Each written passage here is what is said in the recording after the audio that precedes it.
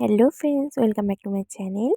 তো দেখো, আজকে আমি যে রেসিপিটা বানাতে চলেছি সেই রেসিপিটার মধ্যে অনেক পরিমাণ ক্যালোরি আছে আর অনেক পরিমাণ পুষ্টি আছে। আর যারা বাচ্চাকে তাড়াতাড়ি সুস্থভাবে সবলভাবে রাখতে চান বা মোটা করতে চান, মোটা না হেলদি করতে চান, হেলদি খাবার খেয়ে যাতে বাচ্চা হেলদি হয় সেটা চান, তাহলে এই খাবারটি রেসিপিটা ট্রাই করতে পারেন। আর এটা ছোট বড় সবারই পছন্দ হবে, আমি গ্যারেন্টি দিচ্ছি। আর এই রকম পায়েস যদি বাচ্চাদের সামনে থাকে তারা তো না অন্যদিকে তাকাতেই পারবে না। দেখো, আমি গাজর আর মিষ্টি আলু গ্রেট করে রেখেছিলাম। আর দেখো, প্রথমেই তো আমি দিয়ে দিয়েছিলাম বাটার, তোমরা দেখতে পেয়েছো আশা করি। তার মধ্যে আমি এটাগুলোকে একটু ভালো করে নেড়ে নিচ্ছি। নেড়ে নিয়ে তার মধ্যে দিয়ে দিয়েছি হচ্ছে দুধ।